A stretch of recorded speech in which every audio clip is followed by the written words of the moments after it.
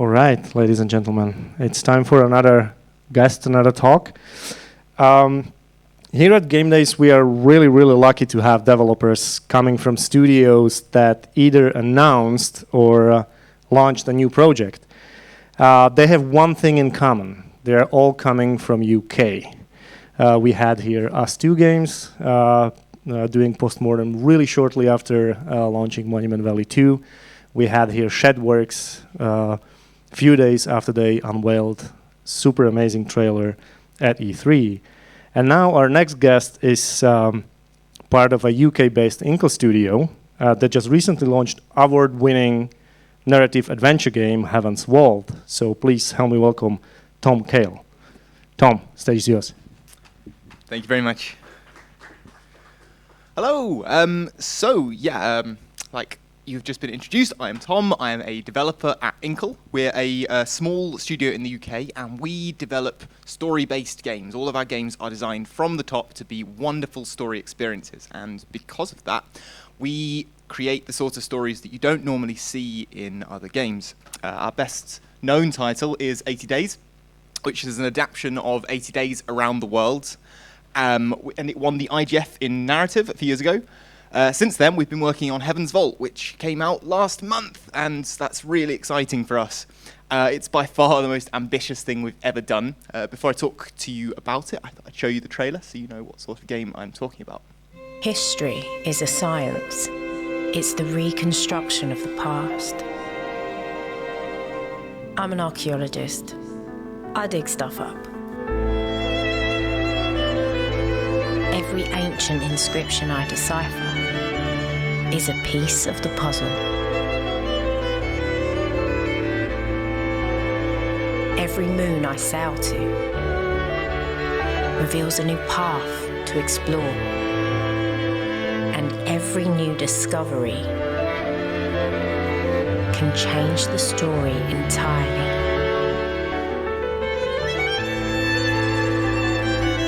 History belongs to everyone. It's how we know who we are. But will the story I put together be the truth?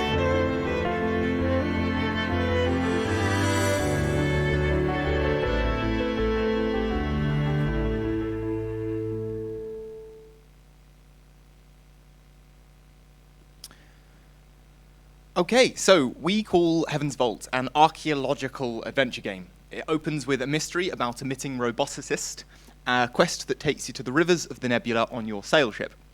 You'll find ancient sites to explore with your robot sidekick 6, and you'll discover the language of the ancients, revealing the mysteries of the world's past and its future. Heaven's Vault is incredibly complicated. The story is literally millions and millions of words, and the only reason that this is possible is a custom narrative engine called Ink. And it's developed by our writer for writers. It's a text-based system. You can write choices incredibly easily and have them branch, and the game remembers everything that you ever do. And everything that you ever do will then affect how the story unfolds. The story of the game actually drives the game's logic, rather than the game's code saying, okay, you've done this, therefore you can go to this level. Instead, the game's story recognizes what actions you've already taken, and that enables you to do new things in the story.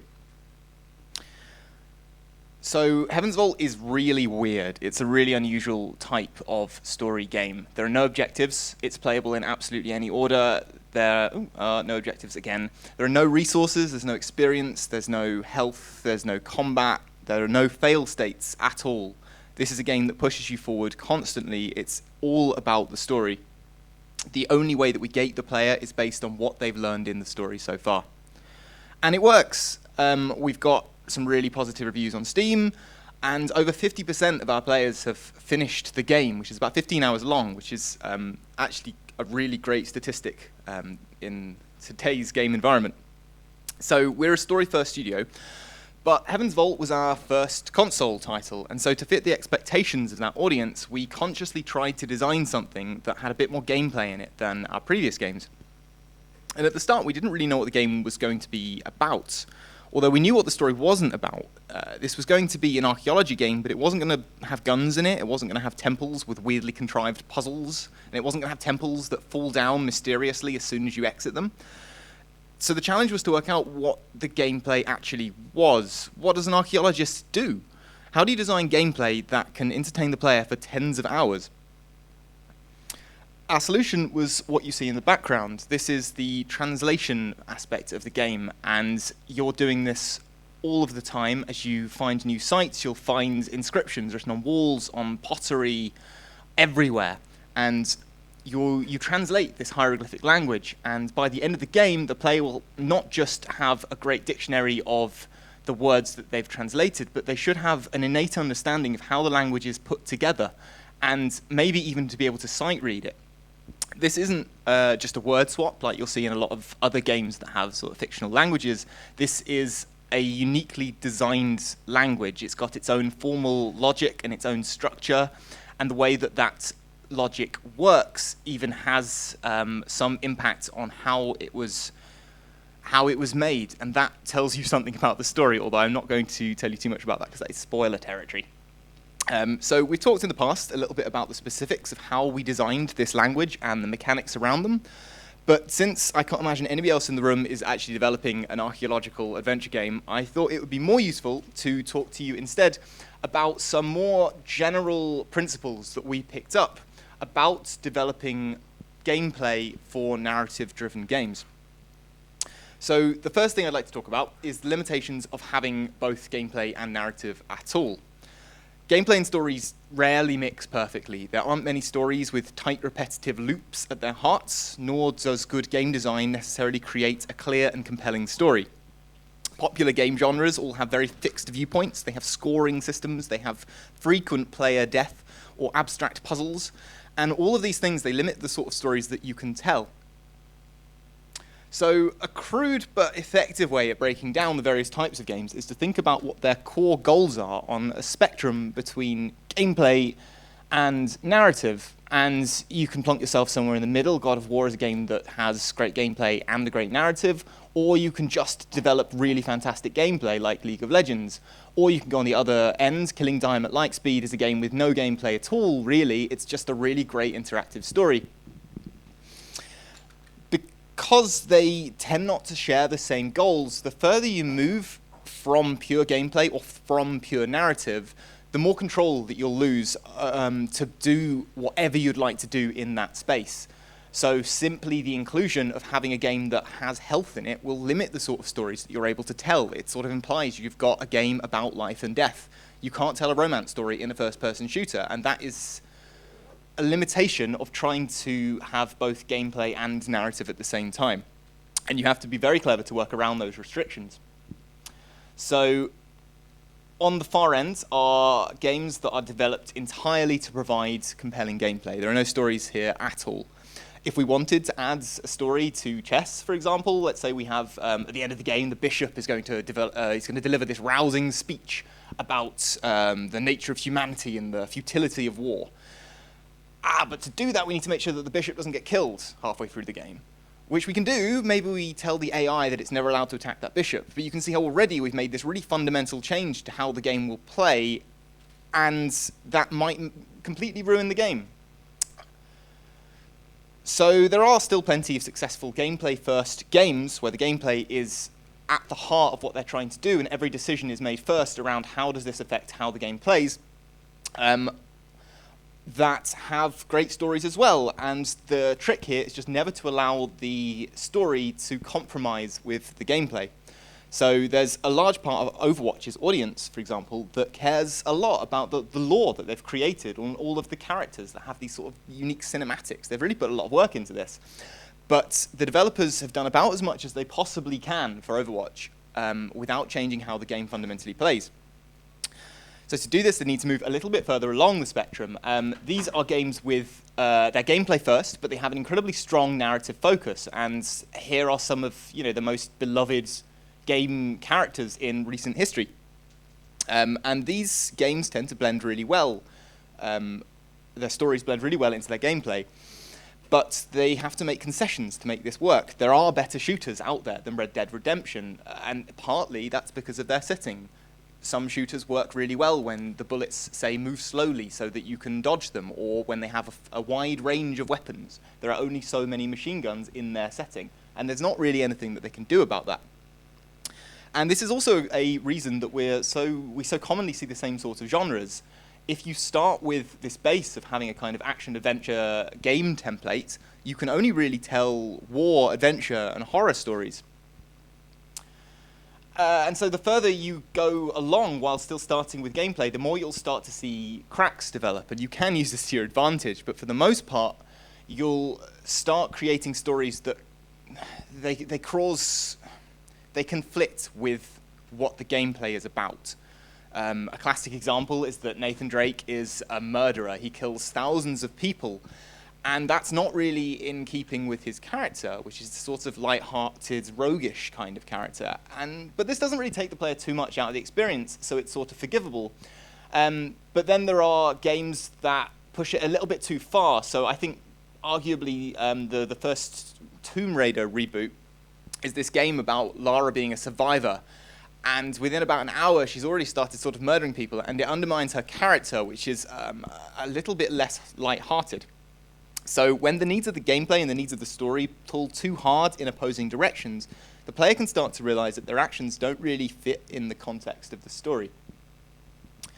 Which is how we don't develop games. We develop games from the other way first. We start with a story, and then we work out what sort of gameplay fits. And this allows us to tell different types of stories that you don't normally see in traditional games. So, since the story is the most important thing, we could have simply built interactive fiction without any gameplay at all. But gameplay can be a great source of entertainment, and we'd miss out on it. And it's also a fantastic way to vary pacing, and an opportunity to allow the player to take direct actions that connect them with the story. More cynically, gameplay can be a great marketing hook, and players have certain expectations of what games are and what they look like. And it's really important to meet those expectations if you want to sell copies. Forgetting about those.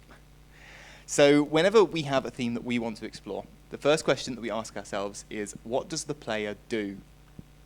It's important that you can answer this question with a fine level of detail and believe that this gameplay isn't just entertaining, preferably for a really long time, but that it connects the player to their character and allows them to make interesting or expressive choices.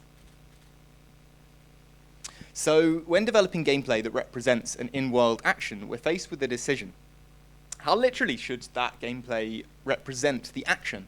Is it important that gameplay feels like the action on screen, or just that it looks like it? How literal can gameplay be when the player is simply pressing buttons in front of a screen? Can you go more abstract and have gameplay that creates a feeling in the player, regardless of what's actually happening on screen, what they're actually doing? So, to explain what I mean by this, this is tennis. This is literally tennis. This is Wii Tennis. This is a literal video game representation of tennis. The visuals look like a tennis court. The rules of the game are faithfully reproduced. Like in real tennis, the player swings their arm to knock a ball over the net. The speed and the angle of the swing affects the physics of the ball. This is Pong. This is an abstract version of tennis. It doesn't look very much like tennis. There aren't any people or any rackets. The net is just a line. The net doesn't do anything. It plays a little bit like tennis, but the scoring is different, and the net and then the sides bounce the ball, and instead of having to swing a stick, the player uses a keyboard or a little dial to move a paddle in front of a ball. Pong then is not tennis. But despite looking completely different and sharing a few of the rules, Pong feels like tennis. In fact, in some ways, Pong feels even more like one aspect of tennis than tennis does. So, literal gameplay design allows us to believe that we're truly performing an action.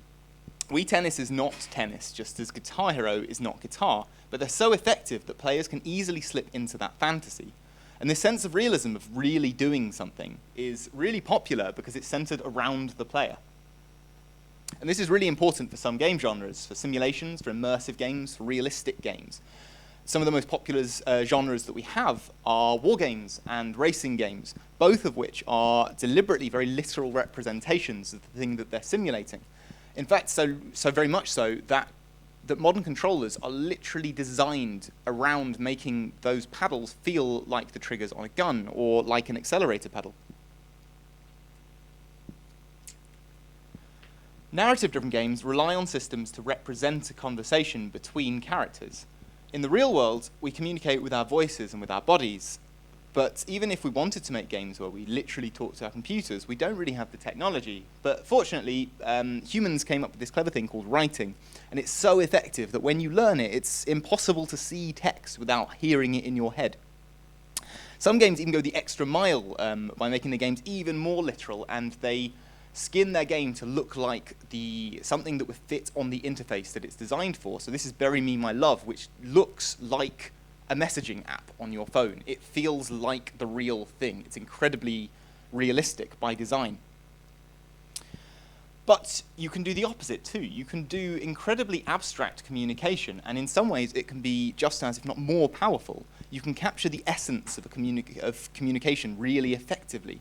So this is Florence, and in Florence you communicate with your boyfriend by filling in a jigsaw puzzle, and it sounds weird. It doesn't sound like it would be a conversation, but by playing it, it describes one very specific aspect of their relationship that you could not put into words nearly as effectively. And this works really well for them because it's not a game about the specifics. It's a game about understanding how the characters feel about each other. So abstraction is really useful for designers who want rule sets that don't represent the theme as literally. And they might do this for emotional reasons, like you just saw, or because the designer is more concerned with the rules than the theme. And this sounds like it's an uncommon thing, but it's actually really not. JRPGs, for example, you navigate menus to do combat. You could take out the skin of like people hitting each other with sticks, and the gameplay is exactly the same. And deck building card game, for example, Slay the Spire is a game. It's also a combat game, arguably, but it's not. It's about cards. It's a deeply mathematical game. So abstraction doesn't work for everything, but it can be really effective at expressing a mood in a way that literal games aren't able to do, and creating gameplay that serves a different purpose, where the story is sort of a theme that expresses something that isn't necessarily reflected in that gameplay. It's also really effective at games that try to share an experience from a third person. So I don't know if anyone here has played Dysphoria. It's a game that a lady made about gender dysmorphia. And it's a set of mini-games, all of which express a particular part of the experience of transitioning from a man to a woman. It's very similar to Florence in a lot of ways, and each of those puzzles express something that you would struggle to put into words. So the idea here is that, just as before, you can map this onto a spectrum. You can take any game, so you've got incredibly realistic shooters and racing games, and they're on the far end of the literal spectrum, and you've got Minecraft somewhere in the middle. It's sort of, you are kind of mining, but it looks a little bit blocky. And then you've got games on the other side which have gameplay that doesn't really reflect what you see on screen. And I'd argue that how gameplay feels is actually more important than it looks. And as a result, it's something that I feel that games that aspire to realism often struggle with. So this is an example that gets laughed at a lot, and I guess rightly so, but it highlights the problem. If we have gameplay that is incredibly literal and incredibly realistic, it makes mechanical abstractions really hard to pull off, because the player has up to now been interacting with the world very literally, but I don't know what literal gameplay for this would look like, and clearly nor did their narrative designers. It was really important to them that they had this scene to make their story work, but they didn't have the mechanical tool set for it, nor could they include it without undermining the rest of their gameplay. So it's kind of this gamer logic, which is to say it's logic that doesn't make sense for the tone of the game, but it's nevertheless used because it's so essential for this for the gameplay part to function. And you notice this in games that share the same system but different themes. So I would argue that Breath of the Wild has a lot of commonalities with, say, Assassin's Creed. They're both games where you can pick up lots of things and put them in your backpack and you hit monsters with swords. But Those elements feel less natural, I would argue, in Assassin's Creed, because the rest of the game is portrayed in this very literal, realistic way. I believe, it's not even that I believe it, I don't mind that Link can carry 1,000 apples in his backpack, but I do start to question that Cassandra can carry 50 swords. It just doesn't feel right. Rockstar actually do this really well, and it's all about the little details for them. A great example of this is their run system. You don't just hold a button to run, you have to tap it, and the simple act of mashing this button makes you feel more like running than simply holding it. I don't think that stories need to have worlds that feel real in the same way that Red Dead aspires to. I think what's important, and I think all games that pull this off well manage to pull off, is that they have stories that present worlds that feel holistic by designing gameplay that considers both the look and the feel and how that will fit into the rest of the experience. So literal gameplay tends to be the default type in video games, although it doesn't really need to be. In board games, the reverse is true. Literal gameplay can create a sense of realism that can suit some stories, but building an expectation of realism can draw attention to the less literal parts of a design, like experience meters, or how characters can carry 1,000 things at once. I should have had all of those display instantly. So another concept that we find incredibly useful when developing gameplay is to think about how that gameplay will affect the pacing of the game. So a phrase that we use to describe the narrative structure of Heaven's Vault is the story machine. Many story-driven games have just a few different paths that the player can progress down. So like you see up top, they have the story, and then you make a choice, and then the story splits off. And there are now 2 separate stories. So the pattern here is that they'll have few but important choices that the player will make. At the end of a Walking Dead game, they used to show you the 5 choices that you made were important. And these were, by and large, the only 5 choices that really mattered in terms of how the story would play out. And this is all well and good, but our approach is very different. Rather than gating progression until the player finds this key trigger or until they make binary choice A or B, we rely instead on this constant accumulation of smaller state changes. And the effect is that Heaven's Vault can be completed in virtually any order. And it also means that the player isn't always searching for that one thing that they need to do to progress the game, because anything they do will progress the game in some small but meaningful way. And that kind of cuts to the heart of the most important part of the narrative design of the game, which is that the story needs to keep moving. And this is simply something that is true of stories. Stories are always in motion. You would not watch a movie where they kind of just took a holiday and did something completely disconnected, or they just paused and just sat down and did nothing for a while. Stories have to keep moving if you want people to care about them. And this underpins how we think about the translation game. Every instance is also changing your understanding of the words of the world's ancient language, and all of this is then fed back into the story, pushing you through the plot.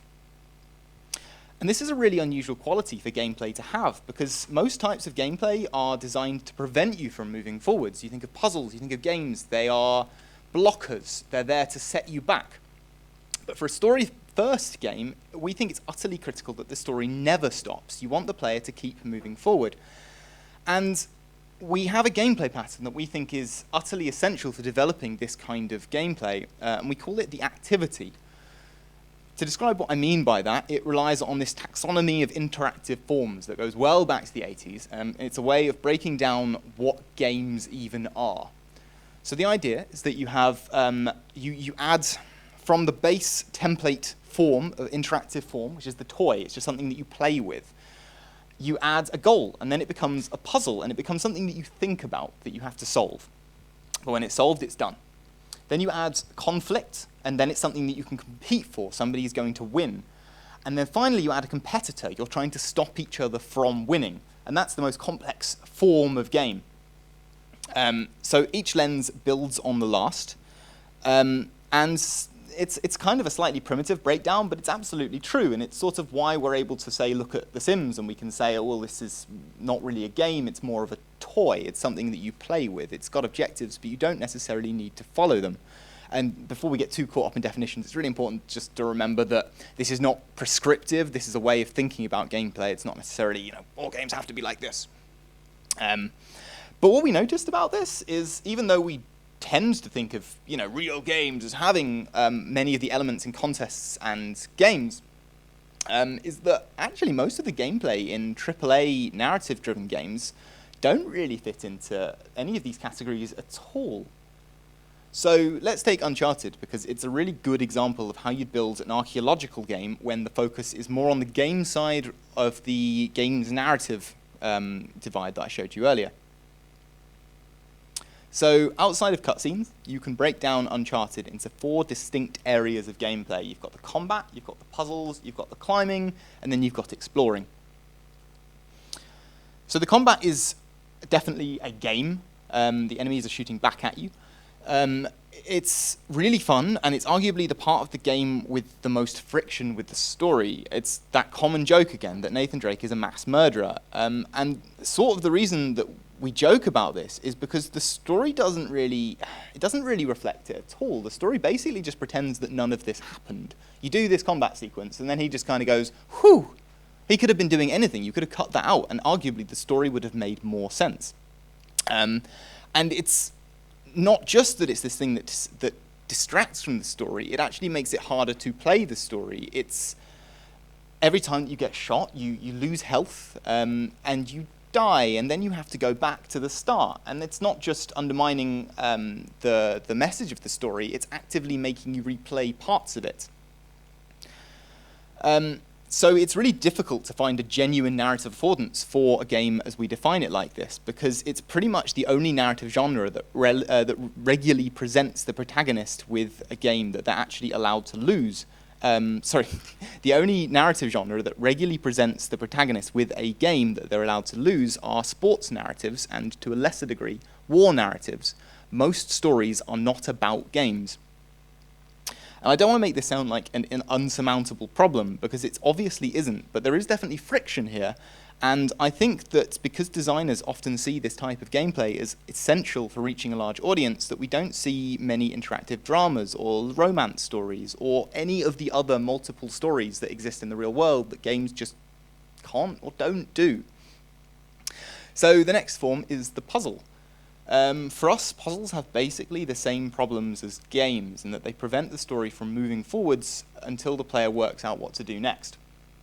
And the key difference here is that puzzles can't be completed by just winging it. They're kind of solved or they're not, which makes them really hard to balance. You either get a puzzle that you just bang your head against and you can't solve it, and then the story is stuck forever, or you have a puzzle that is trivial and you might as well have not had it there at all. You just kind of walk past it. Puzzles are all about getting this kind of aha feeling, and arguably that works best when the player looks at it for a short amount of time, then has an epiphany, and then can move on. But that's almost impossible to balance for a wide audience. So then there's the climbing and the platforming sections, which get probably more screen time than the combat or the puzzles. I was watching some videos of Uncharted, and it seems like, even though the combat tends to be the bit we remember, it's only like 20% of the game, and the puzzles are maybe 5 to 10%. So in a few of the climbing sections, you're being chased at, or you're being shot at, or there's something falling down. But actually, for the most part, you're kind of just moving towards an exit here. You know where to go. You're kind of just sort of plodding along. And the tension actually tends to be artificial. As I was preparing for this talk, just out of curiosity, I was trying to deliberately kill myself in a lot of these climbing sections. And they have this drop button that you can press, and then he'll fall. But if it would kill you, they don't let you press the button. If you press the button, it doesn't do anything. And in like most of the cases, you can't fail. But they create this illusion of being able to fail by having everything fall around you and occasionally allowing the drop button to work. But when it does, it drops you down to another ledge. So the game won't let you die. And it only lets you make safe jumps. And so you're kind of isolated from failure. So there is an objective here. So it's sort of like a puzzle, but I'm not really sure that you'd call this a puzzle. Like, it's not really hard. It's definitely not puzzling. You know what you're doing. You just have to do it. So they're more like hidden object games in a way, where really what the player is just doing is just looking for the next thing, and then they have to press a button to tell the game that they've seen it. So what is this? Like, it's got a goal, but it doesn't have a challenge. They're kind of just things that you do. You don't really play with them or think about them or compete over them. You just do them. You're actively steered towards the goal, and there's a clear sense of progression as you move towards the exit. And what's interesting about this is when you start looking for this weird form of gameplay, you'll start seeing it everywhere. So foraging, jigsaw puzzles, sorting card games, decorating, mining, following paths, collecting things, crafting things, basically any hidden object game that isn't really hard. Traversal systems, the classic scent trail following system that you've seen in The Witcher. Basic calculation, like sorting change, which is basically the only thing you do in Monopoly. Inventory management. And there's loads of these. It's kind of the thing that you do in basically all games when you're not shooting things. So we've taken to calling these activities. They're things that you just do, and they're an aspect of game design that we don't really talk about, and I don't think people really notice that they're there. I'm quite sure that the Uncharted designers do, but they don't talk about it. And it's incredible how useful they are for making for making gameplay for story-driven games, because they're not challenging. The player is being guided through them. They're being pushed through just like we want them to be for our story to work. And they're really flexible to design as well. Something that we noticed about these is that because they're not hard, you can kind of throw a level together really quite quickly. So if you imagine trying to make a new level for Portal, say, it's really hard, right? Like, you have to understand how much the player already knows, and then you have to design something that's clever, that doesn't allow them to get stuck, that teaches them this one specific thing. It takes ages. And to make a hard one, or a good one, is quite a process. Whereas, let's say you wanted to make a new jigsaw puzzle, which is arguably an activity rather than a puzzle, you kind of just cut it out differently, and you've got a completely new one. It's a new challenge, and you can make it harder if you want to, or you can make it easier. So an interesting way of kind of working out whether something is an activity is to kind of think about how easy it is to design new content for it. And if it's easily done, then that's kind of also great for the designer. If you can build new versions of your gameplay, ideally generatively, that's a real win. You can have hundreds of hours for this, and you don't need to throw a massive team at it. So activities are great solutions for story-driven games because they can keep the story moving while retaining most of the elements that make games compelling in the first place. The translation game that I showed you earlier is designed in this way. Even when the player translates something wrong, the game continues, which works really well for us because it fits the archaeological process, which is making assumptions and then continually revising those assumptions when new information comes to light. So removing the challenge of a game is something that sounds really crazy because so many game loops are built on this idea of trying something, failing it, and then redoing it until you've mastered it. And hopefully this shows you that this way of thinking is actually far less common than you might have previously thought, and that removing challenge doesn't necessarily mean removing the interesting decisions that come along with it. Ooh. So hopefully I've shown you here today that designing story-driven games is really hard if you start with the gameplay, and it's going to put you on the back foot. It's going to restrict what you're able to do. But by starting with the story, you can not only tell stories that just aren't possible otherwise, but you're free to develop gameplay that people haven't seen before.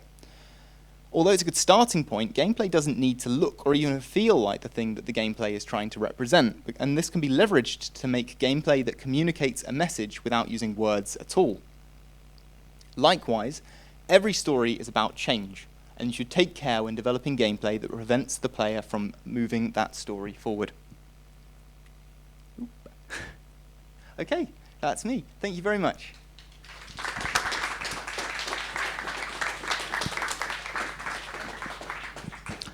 If you have any questions, just raise the hand and you can ask Tom any question you like. All right, I will ask you. You've been in the morning during the brunch session that we had. We were talking about the broad spectrum of developing games, but what if somebody decides to make a narrative game that is going to evolve around the story. Like, what would be the perfect platform for that? Because there is a lot of platforms, right? Yeah. And I was talking also about the barrier to enter that certain controllers, but what would be the perfect platform for a purely narrative game? Sure. So